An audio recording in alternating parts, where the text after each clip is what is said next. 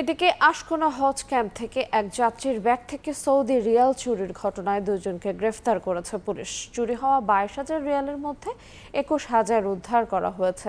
শুক্রবার বিকেলে রাজধানীর আশকোনা হজ ক্যাম্পে ব্রিফিংয়ে এই তথ্য জানান ডিএমপি উত্তরা বিভাগের উপকমিশনার মির্জা তারেক আহমেদ বেগ। চুরির ঘটনায় জড়িত হাবিবুর রহমানকে রাজধানীর খিলক্ষেত এলাকা থেকে গ্রেফতার করা হয়। হাবিবুরের দেয়া তথ্যে নাদিম নামের আরও এক ব্যক্তিকে নেওয়া হয় পুলিশ হেফাজতে। পুলিশ জানায় গাজীপুর মেট্রোপলিটন এলাকায় অভিযান চালিয়েও চুরির নেপথ্যে থাকা মূল পরিকল্পনাকারী আব্দুল মান্নানকে পাওয়া যায়নি।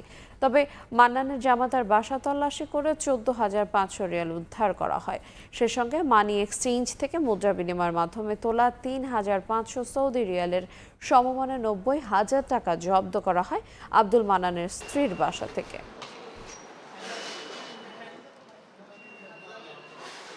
হাজি সাহেবরা যেখানে আপনার ইহরাম বাঁধার সময় তাদের যে ব্যাগ থাকে ওই ব্যাগটা একটু সাইডে রাখছিলেন।